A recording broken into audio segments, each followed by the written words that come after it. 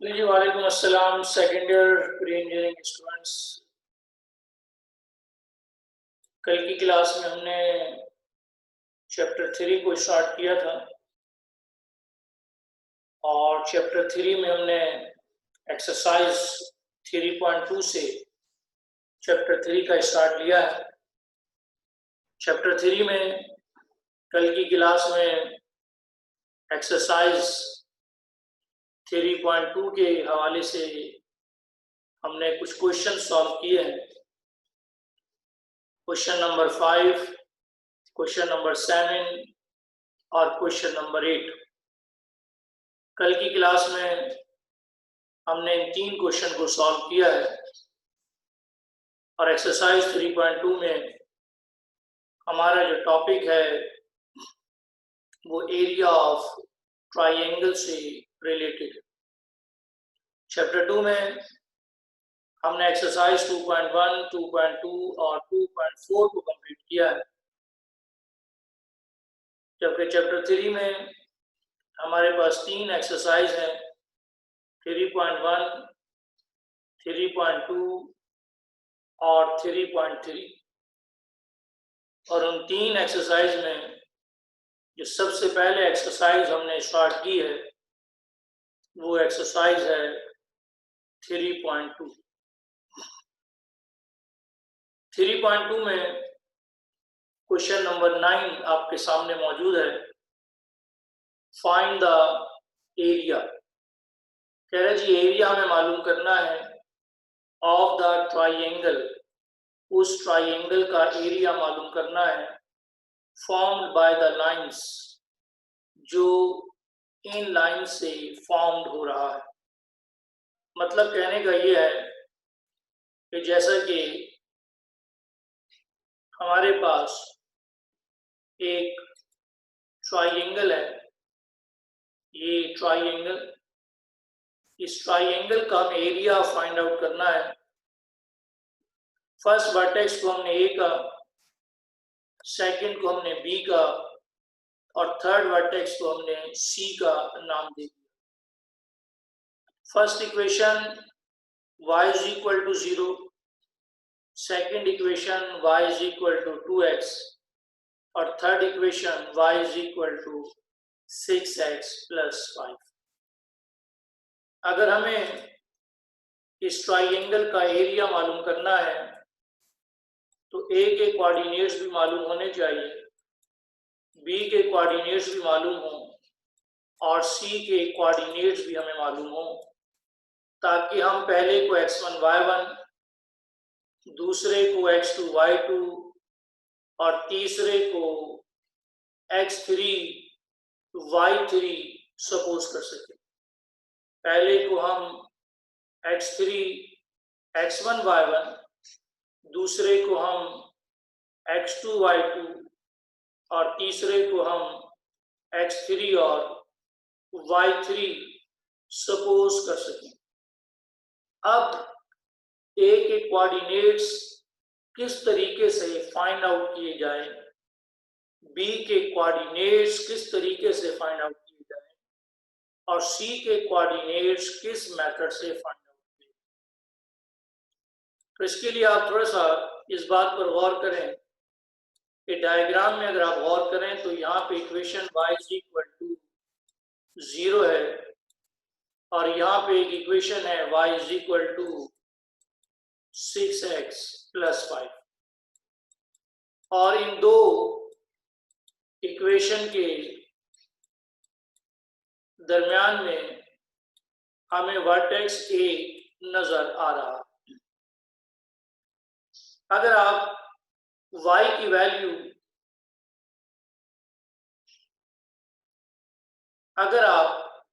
y 0 इस y की जगह पर पुट कर दें तो आपको रिजल्ट मिलता है 0 is equal to 6x plus 5 और यहां से अगर हम x का रिजल्ट फाइंड आउट करें तो हमें मिलेगा -5/6 इज इक्वल टू x। ये हमें वैल्यू मिल गई x की और y की वैल्यू 0 हमारे पास पहले से गिवन है। तो इसका मतलब ये हुआ कि 5/6, 0 ये हमारे पास a की वैल्यूज हैं, ये हमारे पास a के कोऑर्डिनेट्स हैं। अगर हम इक्वेशन 1, इक्वेशन 2 और इक्वेशन 3 का इसको नाम दे दें तो इक्वेशन 1 को जब आप इक्वेशन 3 के साथ सॉल्व करेंगे तो जो वैल्यूज आएंगी x और y की वो a के कोऑर्डिनेट्स होंगे और अगर हम इक्वेशन 1 के साथ इक्वेशन 2 को सॉल्व करें तो फिर जो वैल्यूज होंगी वो b के पॉइंट्स होंगे और अगर हम इक्वेशन 2 के साथ इक्वेशन 3 को सॉल्व करें तो x और y की जो वैल्यूज होंगी वो c के कोऑर्डिनेट्स होंगे। यानी हमें यहाँ पर सबसे पहले इक्वेशन 1 को इक्वेशन 3 के साथ सॉल्व करना है ताकि a के कोऑर्डिनेट्स आ जाएं। फिर इक्वेशन 1 के साथ इक्वेशन 2 को सॉल्व करेंगे ताकि b के कोऑर्डिनेट्स आ जाए। फिर इक्वेशन 2 के साथ इक्वेशन 3 को सॉल्व करेंगे ताकि c के कोऑर्डिनेट्स भी आपके पास आ जाए। तो नेक्स्ट स्टेप में सॉल्यूशन की हेडिंग डालकर हम सबसे पहले लिखेंगे let a b c be the given triangle. जो फर्स्ट इक्वेशन है अकॉर्डिंग टू क्वेश्चन, जो फर्स्ट इक्वेशन है y is equal to 0, equation 1, y is equal to 2x, equation 2, और y is equal to 6x plus 5, ये हमारी equation 3 होगी। यहाँ पर हम सबसे पहले we have to find coordinates of A. हम ए के कोऑर्डिनेट्स को फाइंड आउट करेंगे। जो वर्टेक्स ए है ये इक्वेशन 1 और इक्वेशन 3 के दरमियान में है। जैसा कि पिछली स्लाइड पर जो डायग्राम आपके सामने बनी हुई है उसमें y is equal to 0, equation 1, y is equal to 2x, equation 2 है, और y is equal to 6x plus 5, यहाँ पे इक्वेशन 3 है। ये वर्टेक्स ए है, यहाँ पे वर्टेक्स बी है, और थर्ड में वर्टेक्स सी है। इक्वेशन 1 को इक्वेशन 3 के साथ सॉल्व करेंगे, यानी y की जो वैल्यू 0 है उससे हम इक्वेशन 3 में पुट करेंगे। तो नेक्स्ट लाइन में लिखा जाएगा putting y is equal to 0 in equation 3। y की जगह पर 0 पुट कर दिया, 6x प्लस 5, प्लस का 5 लेफ्ट साइड पे ले जाएंगे, माइनस 5 और 6 को डिवाइड कर देंगे, तो आपको x का जो आंसर मिलेगा वो मिल जाएगा -5/6। अब हम इस x की जो वैल्यू है वो -5/6 है हमारे पास, जबकि y की वैल्यू 0 है। तो hence the coordinates of A R -5/6, 0।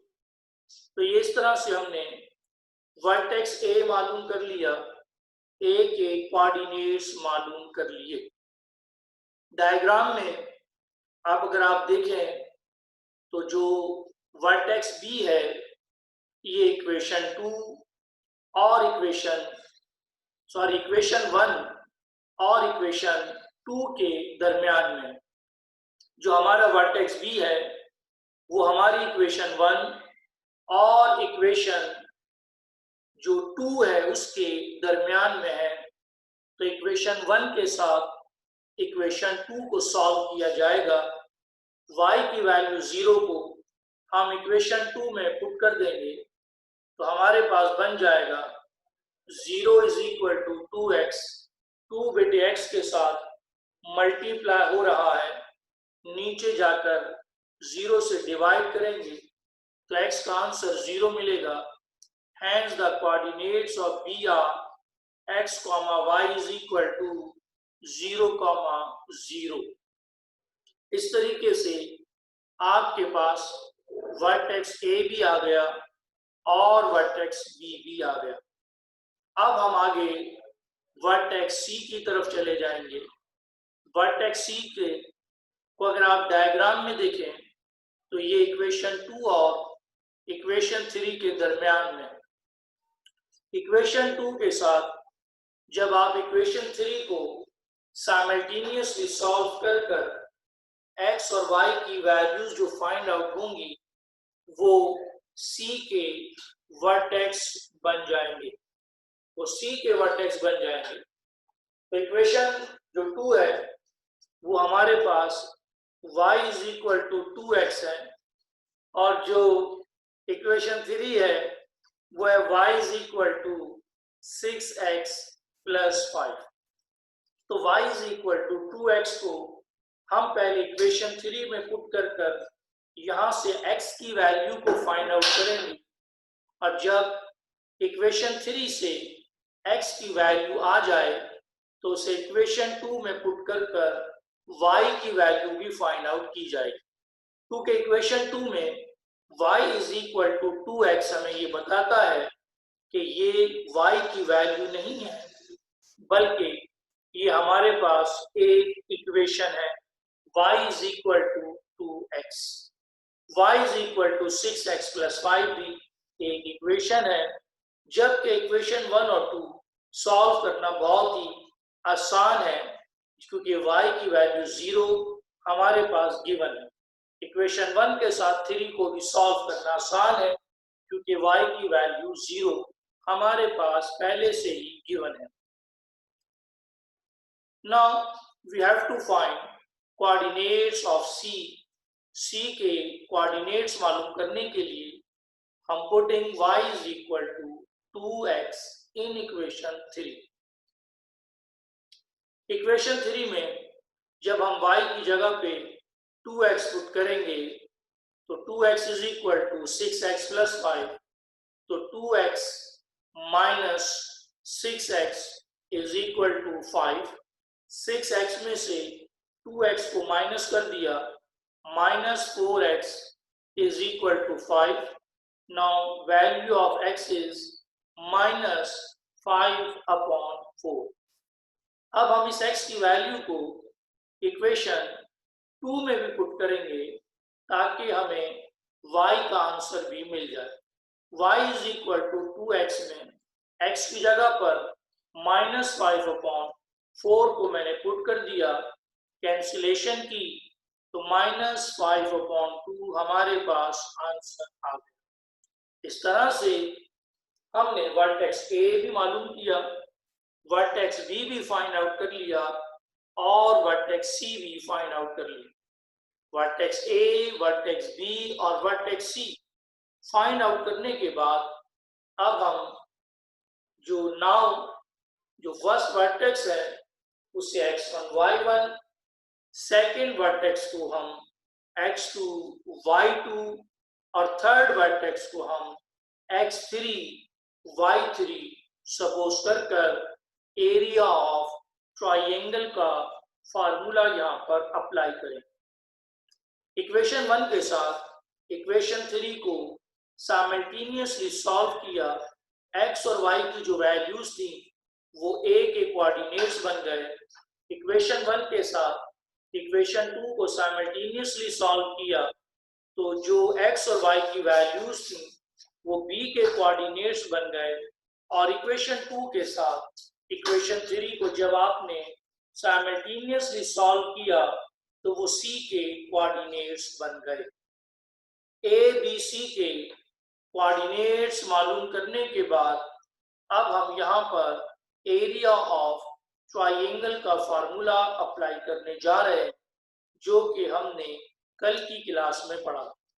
The formula for area of triangle is delta is equal to, we know that delta is equal to half x1 x2 x3 y1 y2 y3 1 1 1। इस फार्मूले में हम value को substitute कर रहे हैं। Values को substitute करने के बाद delta is equal to half minus 5/6 और 0 और फिर 1 0 0 1 माइनस 5/4 माइनस 5/2 और फिर आपके पास 1 है। इसके बाद आपने क्या करना है, डिटर्मिनेंट को एक्सपेंड करना। डिटर्मिनेंट किस तरीके से एक्सपेंड होगा वो आपको मालूम है। Delta is equal to half minus 5/6 लिखेंगे, कॉलम और रो को छोड़ देंगे, 0 1 माइनस 5/2 1। सेकेंड में नेगेटिव साइन लगा के 0 लिखेंगे, 0 के कॉलम और रो को छोड़ देंगे, 0, और क्योंकि नेक्स्ट आंसर 0 ही होगा इसलिए लिखने की जरूरत नहीं है। थर्ड में 1 लिखना है, 1 के कॉलम और 1 की रो को छोड़ दिया जाएगा और जो 4 एलिमेंट्स आपके पास बच रहे हैं उनको लिख लिया जाएगा। अब हम यहाँ पर इसको और सिंप्लीफाई करते हैं तो delta is equal to half minus 5/6 time as it is ही रहेगा, 0 को 1 से मल्टीप्लाई किया 0 माइनस माइनस प्लस 5/2, फिर ये 0, ये भी 0 है और ये भी आपके पास 0 आ जाए। फिर से समझ लें तमाम स्टूडेंट्स, हमने क्या किया कि यहाँ पर जो हमारे पास इक्वेशन जो 1 थी उसको हमने इक्वेशन 2 के साथ सॉल्व किया और इक्वेशन 1 के साथ इक्वेशन 3 को सॉल्व किया और उसके बाद हमने इक्वेशन 2 को इक्वेशन 3 के साथ सॉल्व किया, जैसा कि ये आपके सामने स्लाइड पर दोबारा से आ रहा है। We have to find coordinates of C. Coordinates of C का मतलब यह है कि y की वैल्यू जो 2x है और जो y is equal to 6x plus 5 है, इन दो इक्वेशन को साइमल्टेनियसली सॉल्व करने के बाद जो दो आंसर हमारे पास आए हैं उनमें ये एक x है और ये एक y है। जब आपके पास x और y दो रिजल्ट्स आपके पास जब आ गए तो अब आपने नेक्स्ट स्टेप्स में क्या करना है कि वर्टेक्स ए, वर्टेक्स बी और वर्टेक्स सी, इन्हें आपने अपनी जो एरिया ऑफ ट्राइंगल का फार्मूला है उसमें पुट कर आपने टर्म को सिंप्लीफाई करना है। टर्म को सिंप्लीफाई करने के बाद रिजल्ट आपके पास बन रहा है हाफ माइनस 5/6, 0 प्लस 5/2, फिर माइनस 0 और फिर आपके पास अगेन 0 आ गया। इस तरीके से आप जब डिटर्मिनेंट को एक्सपेंड करते हैं तो अब आपने एक्सपेंड करने के बाद यहाँ पर 25, 5 5 जा 25 और 6 को 2 से मल्टीप्लाई किया तो 12 और 12 को जब 2 से मल्टीप्लाई किया तो 24 आपके पास ये बन जाए। डिटर्मिनेंट को एक्सपेंड करना बहुत ही आसान है। जिस तरीके से आपने फर्स्ट ईयर मैथ में डिटर्मिनेंट को एक्सपेंड किया था वही मेथड हम यहाँ पर अप्लाई कर रहे हैं। जब आप डिटर्मिनेंट को एक्सपेंड करते हैं तो उसके बाद आपका जो रिजल्ट यहाँ पर बनता है वो बनता है -25/24। जिस तरह से डिस्टेंस अगर नेगेटिव आ जाए तो आप लिखते हैं distance is always positive. Similarly जब एरिया नेगेटिव आ जाए तो हम लिखते हैं एरिया इज ऑलवेज नेगेटिव और आपका रिजल्ट बनता है 25/24 स्क्वायर यूनिट्स। यहां पर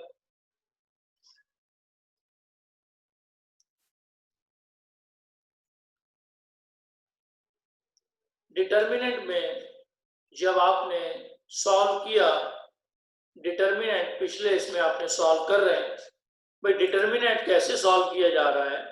पहले हमने -5/6 को लिखा, फिर ये 0 वाला हमने लिखा नहीं क्योंकि हमें पता था कि आंसर 0 है, और फिर ये मैंने यहाँ पे 1 को लिखा और डिटर्मिनेंट यहाँ पर चूंकि 0 हो रहा है इसलिए इसको लिखा नहीं गया और मल्टीप्लाई करने के बाद हमारा आंसर आ गया -25/24।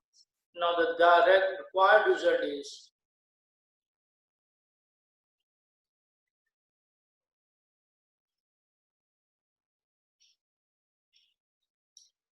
delta is equal to 25/24।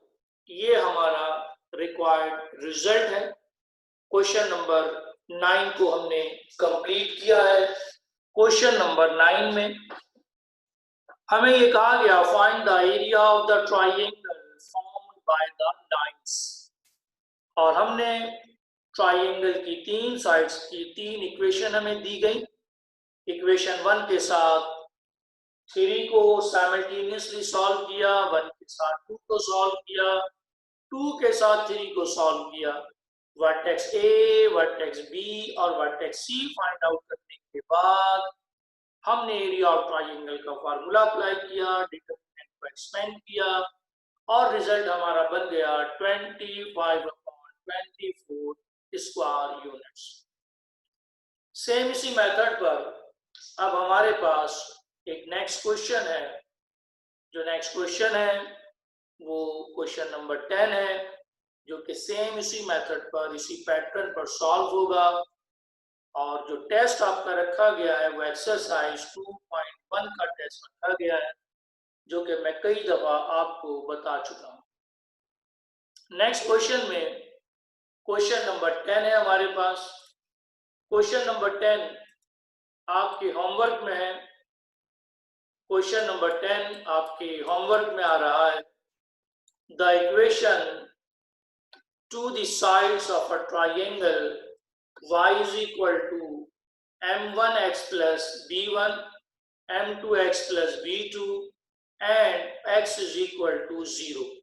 जिस तरह से क्वेश्चन नंबर 9 में आपको 3 साइड्स की 3 इक्वेशन दी गई, क्वेश्चन नंबर 10 में भी 3 साइड्स की 3 इक्वेशन आपको दी जा रही हैं।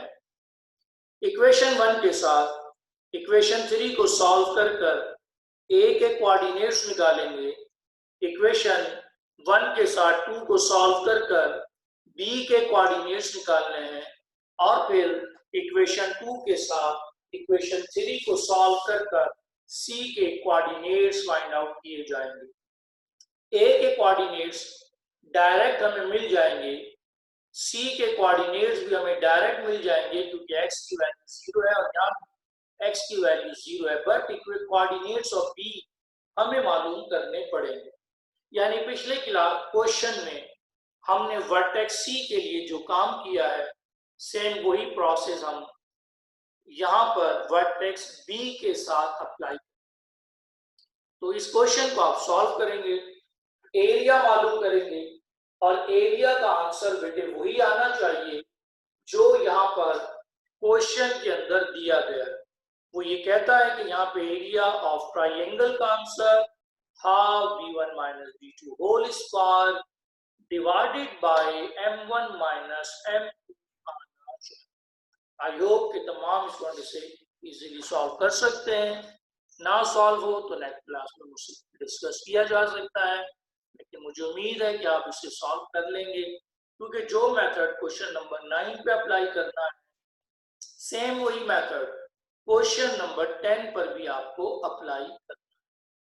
क्वेश्चन नंबर 9 और क्वेश्चन नंबर 10, क्वेश्चन नंबर 9 और क्वेश्चन नंबर 10 को कंप्लीट करने के बाद अब हम आगे मूव कर रहे हैं नेक्स्ट क्वेश्चन की तरफ। इसके बाद जो क्वेश्चन हमारे सामने आ रहा है वो क्वेश्चन इंपॉर्टेंट क्वेश्चन है, और लॉन्ग क्वेश्चन आंसर के पोर्शन के लिए इंपॉर्टेंट क्वेश्चन है। तो नेक्स्ट क्वेश्चन नंबर हमारे पास क्वेश्चन नंबर 10 के बाद जो नेक्स्ट क्वेश्चन है वो है क्वेश्चन नंबर 14। क्वेश्चन नंबर 14 इस एक्सरसाइज में 3.2 में लॉन्ग क्वेश्चन आंसर के पोर्शन के लिए इंपॉर्टेंट क्वेश्चन है। क्वेश्चन नंबर जो हमने कल की क्लास में क्वेश्चन नंबर जो सॉल्व किया था हमने, क्वेश्चन नंबर मेरा ख्याल है क्वेश्चन नंबर जो 9 हमने सॉल्व किया था, वो भी लॉन्ग के लिए बड़ा क्वेश्चन था, इंपॉर्टेंट क्वेश्चन। और आज हम जो क्वेश्चन नंबर 14 सॉल्व कर रहे हैं, ये भी हमारे पास एक इंपॉर्टेंट क्वेश्चन है। क्वेश्चन नंबर 14 की स्टेटमेंट पर तमाम स्टूडेंट बहुत ज्यादा कंसंट्रेट करें। The coordinates of 2 points A and B are, ये A के कोऑर्डिनेट्स हैं, ये B के coordinates. Find the coordinates, question में कहा गया फाइंड द कोऑर्डिनेट्स। मैं समझ गया कि मुझे x और y की वैल्यू मालूम करने के लिए कहा जा रहा है। भाई हमें यहाँ पर x और y, यहाँ पर हमें x और y के वैल्यूज मालूम करनी है। हमें यहाँ पे x और y यानी कोऑर्डिनेट्स जो मालूम करने हैं वो आया किसके मालूम करने हैं? कहता है जी एनी पॉइंट P, वो कोई भी पॉइंट P हो सकता है। अब पॉइंट पी है कहां पर हमें मालूम नहीं है। आगे कहता है इफ अगर P A distance is equal to P B distance, question में मॉड का जिक्र आ गया, डिस्टेंस का जिक्र आ गया। जब क्वेश्चन में डिस्टेंस का जिक्र आ गया तो इसका मतलब यह है कि यहां पर डिस्टेंस फार्मूला भी अप्लाई किया जाएगा। आगे हम चले तो हमें एक और वर्ड यूज नजर आता है, area of the triangle. Area of triangle का मतलब है डेल्टा। एरिया ऑफ ट्राइंगल यानी delta is 10 square unit. Question में एरिया ऑफ ट्राइंगल का जिक्र भी आ गया तो इसका मतलब ये हुआ इस क्वेश्चन में हम एरिया ऑफ ट्राइंगल का फार्मूला भी अप्लाई करेंगे और डिस्टेंस के वजह से डिस्टेंस फार्मूला भी अप्लाई किया जाए। इस क्वेश्चन में हम दो फार्मूले अप्लाई करें, डिस्टेंस फार्मूला जो कि 2.1 में पढ़ चुके हैं और एरिया ऑफ ट्राइंगल का फार्मूला जो कि हम एक्सरसाइज 3.2 के हवाले से डिस्कस कर रहे हैं। ये क्वेश्चन लॉन्ग क्वेश्चन आंसर के पोर्शन में इंपॉर्टेंट क्वेश्चन है। P A is equal to P B से हमें ये बात पता नहीं चल रही थी कि पॉइंट पी कहाँ है, लेकिन जब उसने कहा कि एरिया ऑफ ट्राइंगल, तो एरिया ऑफ ट्राइंगल से ये बात हमें पता चल गई कि यहाँ पर एक ट्राइंगल को बनाया जाए। तो फर्स्ट वर्टेक्स ए 3,4 है, सेकंड वर्टेक्स बी 5,-2 है और थर्ड वर्टेक्स जो पी है वो हमारे लिए बनेगा x, 5, जिसके कोऑर्डिनेट्स हमें मालूम करने। और ये बात एक्सरसाइज 2.1 में भी बताई जा चुकी है कि जब हम किसी भी क्वेश्चन में x और y दोनों वैल्यूज मालूम करते हैं तो हमारे पास दो इक्वेशन का होना जरूरी है जिसमें x और y होना चाहिए, ताकि उन दो इक्वेशंस को साइमल्टेनियसली सॉल्व कर हम x और y की दो वैल्यूज जो है वो फाइंड आउट कर सके। तो यहाँ पर हम एरिया ऑफ ट्राइंगल का फार्मूला भी यूज करेंगे और उसके बाद हम डिस्टेंस फार्मूला भी यहाँ पर अप्लाई करेंगे। The coordinates of 2 points A and B are 3, 4 and 5, -2 respectively. Find the coordinates of any point P. हमें किसी भी पॉइंट P के कोऑर्डिनेट्स मालूम करने हैं और कंडीशन दो दी गई है, एक डिस्टेंस की कंडीशन और एक एरिया की कंडीशन दी गई है। अब हम नेक्स्ट स्लाइड की तरफ मूव कर रहे हैं और नेक्स्ट स्लाइड में इसका सॉल्यूशन हमारे सामने आएगा।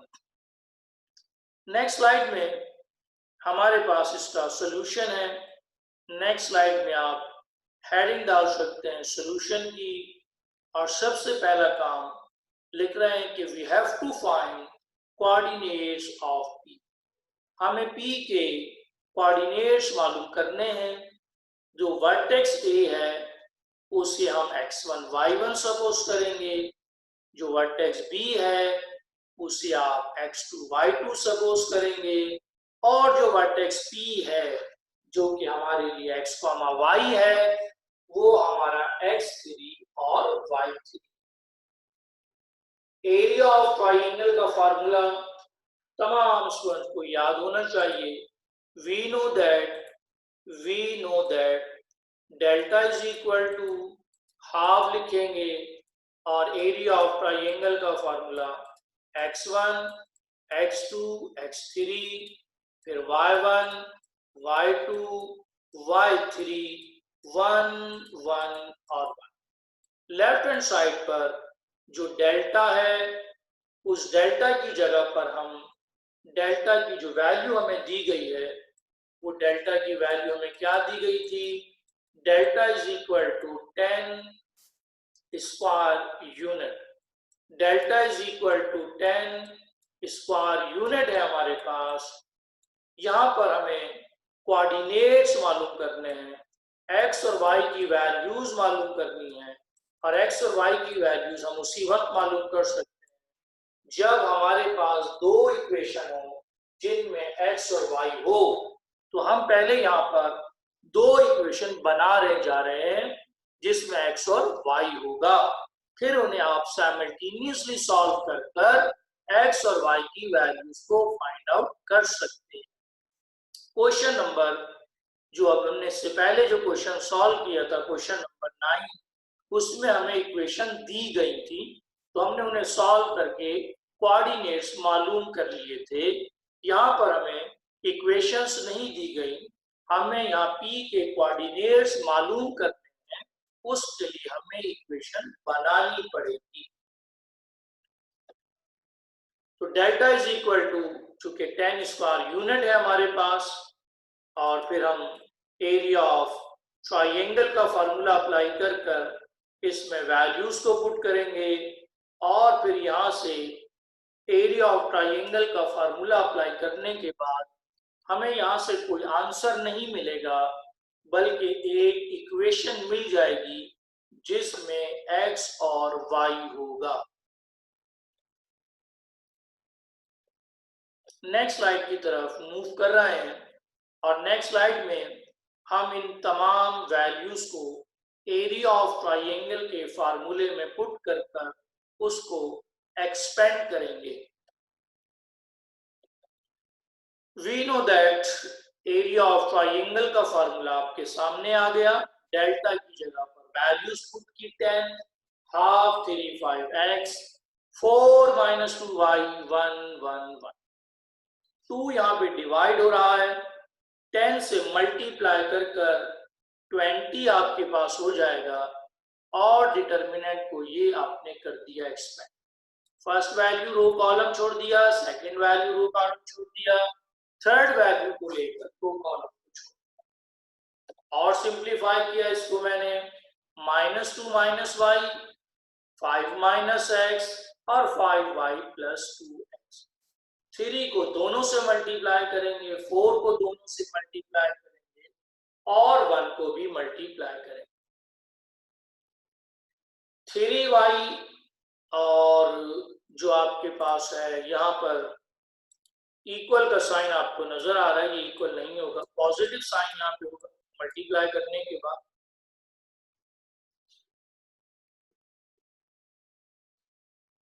20 - 6 - 3y -20 + 4x + 5y + 2x। आज की क्लास में हमने क्वेश्चन नंबर 9 को सॉल्व किया सबसे पहले, 10 मैंने आपको होमवर्क में दिया, और फिर हम इस क्वेश्चन नंबर 14 को सॉल्व कर रहे हैं। यहाँ पर 20 इज इक्वल टू -6 - 3y, इसको सॉल्व करने के बाद हमारे पास जो रिजल्ट बनता है वो है 6x + 2y -26 -20। 6x + 2y, 6x + 2y same as it is ही रहेगा, -26 और -20 -46 इक्वल टू 0 बन जाएगा। 2 कॉमन लेंगे, 3x + y आपके पास, फिर माइनस का 23 इक्वल टू 0। 2 यहाँ पे मल्टीप्लाई हो रहा है, डिवाइड हो जाएगा, और आपको यहाँ पर कोई आंसर नहीं मिलेगा, बल्कि एक इक्वेशन मिल गई, इसे आप इक्वेशन अल्फा का नाम देंगे।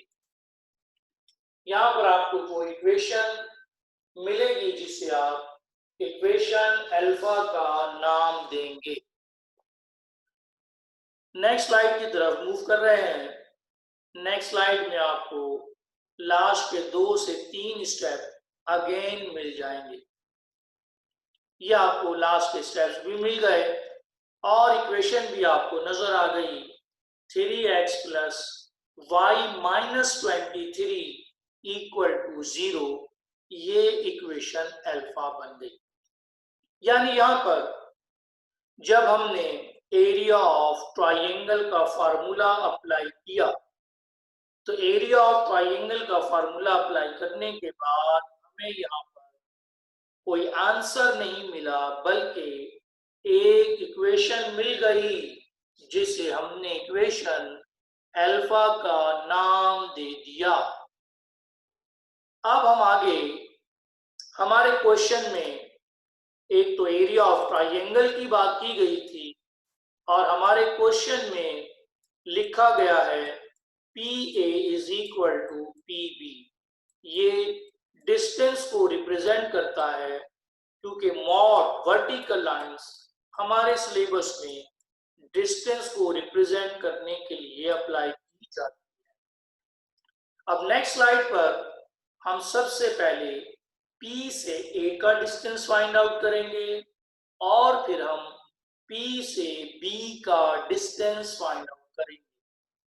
अब PA का डिस्टेंस कैसे फाइंड आउट करना है, नेक्स्ट स्लाइड में हम लिखेंगे we have to find PA distance. The point P x comma y is x1 y1. Point B 3 comma 4 x2 y2. Distance formula D mod is equal to under the square root x2 minus x1 whole square plus y2 minus y1 whole square. यहां पर भी हम values को put करते हैं 3 minus x whole square और 4 minus y whole square. A minus b whole square का formula apply किया और टर्म को सिंप्लीफाई करने के बाद now we get x square plus y square minus 6x minus 8y plus 25। इस तरीके से हमने PA डिस्टेंस को फाइंड आउट किया। Now similarly we have to find PB distance. Point P है x comma y, that is x1 y1, और point जो B है वो है 5 minus 2 x2 y2। Distance formula D mod under the square root x2 minus x1 whole square y2 minus y1 whole square. a minus b का whole square apply करने के बाद यहां पर हमारा रिजल्ट बनता है x square plus y square minus 10x plus 4y plus 20। Question में लिखा गया है PA is equal to PB। Question में लिखा गया है PA is equal to PB लिखा गया है, इसलिए हमने पहले P से A का डिस्टेंस फाइंड आउट किया। P से A का डिस्टेंस कैसे फाइंड आउट किया, P point x comma y लिया, A 3 comma 4, distance formula apply किया 3 minus x 4 minus y। PA distance और PB डिस्टेंस हम एक्सरसाइज 2.1 में भी मालूम कर चुके हैं। a minus b whole square apply किया तो ये टर्म बन गई, a minus b whole square के लिए ये बन गई। टर्म को अरेंज किया तो x square plus y square minus 6x minus 8y plus 25 आपके पास बन गई। PB डिस्टेंस निकाला x2 minus x1 y2 minus y, a minus b whole square तो रिजल्ट ये आ गया, a minus b whole square तो रिजल्ट ये आ। सिंप्लीफाई किया तो आपके पास ये आ। PA डिस्टेंस और PB डिस्टेंस आपके पास आ गया। अब आपने क्या करना है, जो क्वेश्चन में लिखा गया है PA is equal to PB उसकी तरफ चले जाए। PA is equal to PB की तरफ मूव कर रहे हैं। PA is equal to PB। According to question, PA is equal to PB। Left side पर PA और राइट साइड पर आपने पी बी डिस्टेंस को पुट करना है, एसबीएस लेना है जैसे 2.1 में भी किया था, और फिर एक्स स्क्वायर से एक्स स्क्वायर, वाई स्क्वायर से वाई स्क्वायर कैंसिल होगा, टर्म को लेफ्ट से राइट साइड पे शिफ्ट कर कर सिंप्लीफाई करेंगे और एक इक्वेशन बीटा हमें मिल जाएगी। ऐसी हमने इक्वेशन बीटा या इक्वेशन अल्फा, इसे हमने एक्सरसाइज 2.1 में भी बनाया था। जब आपके पास दो इक्वेशन आ गई, एक इक्वेशन अल्फा और एक इक्वेशन बीटा, अब आपने करना यह है कि इन दोनों इक्वेशंस को साइमल्टेनियसली सॉल्व करना है। इक्वेशन अल्फा में हमारे पास 3x है, जबकि इक्वेशन बीटा में आपके पास x है।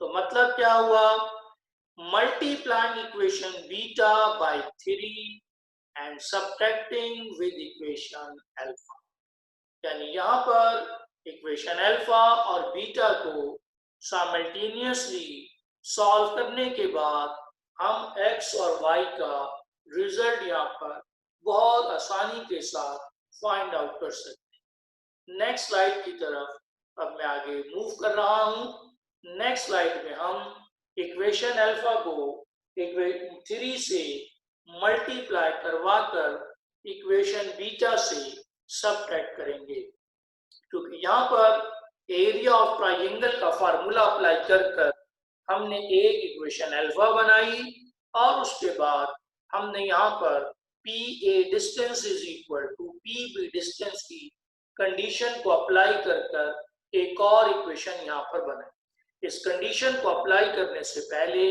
आपको पी ए डिस्टेंस और P B distance find out करना होगा।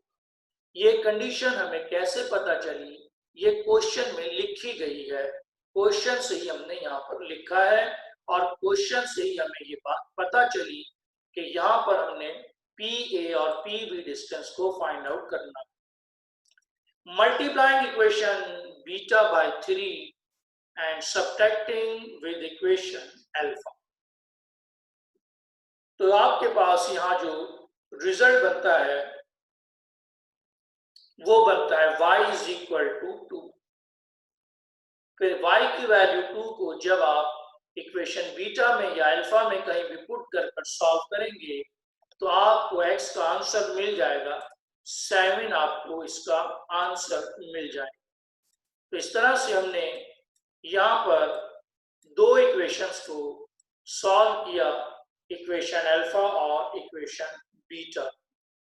तो इक्वेशन बीटा को 3 से मल्टीप्लाई कर इक्वेशन अल्फा के साथ सब्ट्रैक्ट किया, y की वैल्यू 2 आ गई और इस y की वैल्यू 2 को जब आपने इक्वेशन में बीटा में पुट किया तो यहाँ से हमें x का आंसर भी मिला। तो इस तरह से आज की क्लास में हमने क्वेश्चन नंबर 9, 10 और 40 तीन क्वेश्चंस को कंप्लीट कर लिया है। तो इसी क्वेश्चन पर हम आज की क्लास को ऑफ कर रहे हैं। इंशाल्लाह नेक्स्ट क्लास में इसी एक्सरसाइज 3.2 में एरिया ऑफ ट्राइंगल के जो कुछ और क्वेश्चंस हैं उन्हें बढ़ाएंगे। तो तमाम स्टूडेंट्स को और एक मेरी तरफ से अल्लाह हाफिज। आखिर में तमाम स्टूडेंट्स बात को नोट डाउन कर लें कि जो टेस्ट रखा गया है वो एक्सरसाइज 2.1 का रखा गया है। तमाम स्टूडेंट्स को मेरी तरफ से अल्लाह हाफिज।